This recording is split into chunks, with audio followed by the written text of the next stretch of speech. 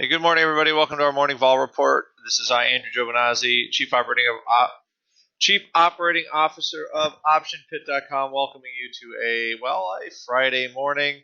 Remember, everything we say and do is for option education only.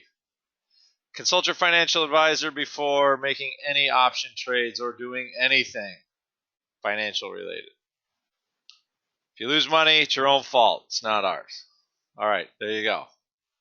We'll look at actually this today in our chat room. We'll look at more of the financials. I like this as an idea. The double calendars and the financials. Why? You got to be in our chat room to see it.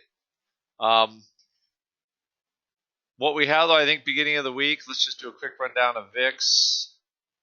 And what it is this, right? We had a very sharp drop from the kind of the worry to maybe the market not so worried anymore about what's going on in Washington.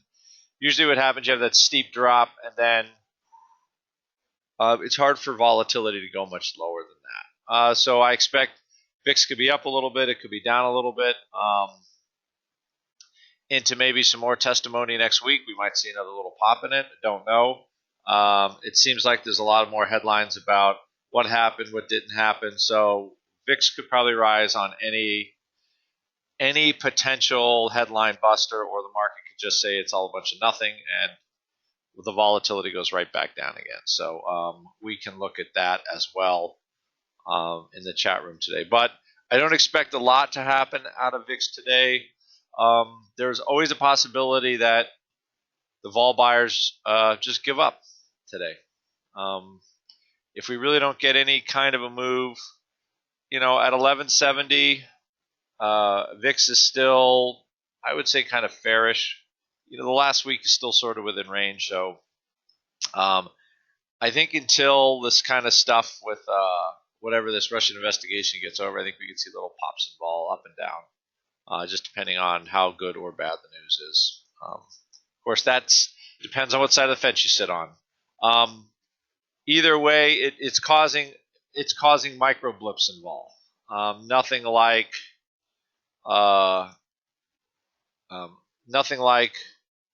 what we saw last week. It's the bottom line. Things that are interesting. Amazon still keeps looking like it wants to take over the world. This is another stock.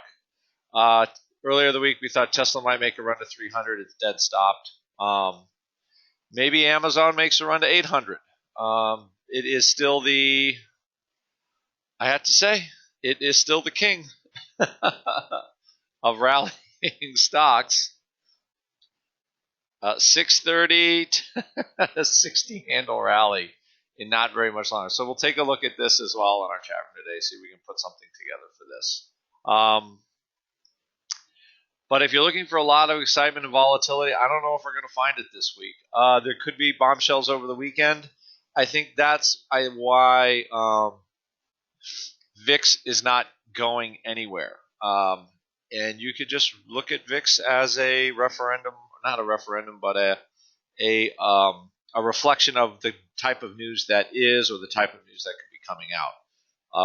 With VIX so low, it's very easy for it to move a point or two. At a point on the upside, very hard at this point for it to move a point on the downside. You can blink and VIX can be up a point, but you might grow old waiting for it to go down another point to the 10 handle and stay there. It just, again, all depends on the weekend news at this point. So I would say the weekend head was decayed on Wednesday, and it's staying here, this fall level. So we'll see what happens. That really bodes for not a lot of movement for VIX short term. Today, tomorrow, until some news comes out. But we're waiting for earnings. Good earnings will, I think, propel us higher overall. And we start in a couple weeks, after tax season and into earnings season. I wish I had more excitement on what's going on, but I really don't. That's what the market has. I think we kind of stalled till we have a catalyst. I thought the French election would be a catalyst, but if we take a look at an easy thing just to kind of see that is where the volatility in Fez is. it's still pretty high. But what they haven't done is they have not really taken the market down. Vol is definitely higher, right?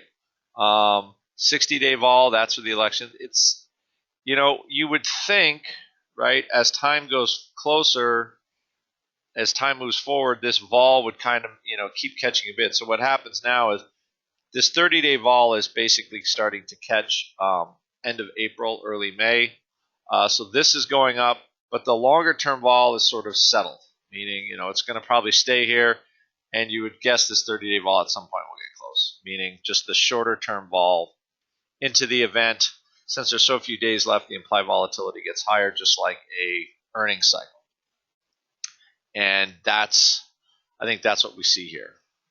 Overall, there hasn't been a larger bid for the vol. This is kind of natural, just going into an event as you get closer to it. So nothing hugely has changed there, and that is where we are. We are kind of stuck, and if anything, just look for the stocks that could be moving if you're looking for a little bit of action. Other than that, we will also focus a little bit on some time spreads. All right, and with that, I will see all of you, or many of you, in a chat room later on.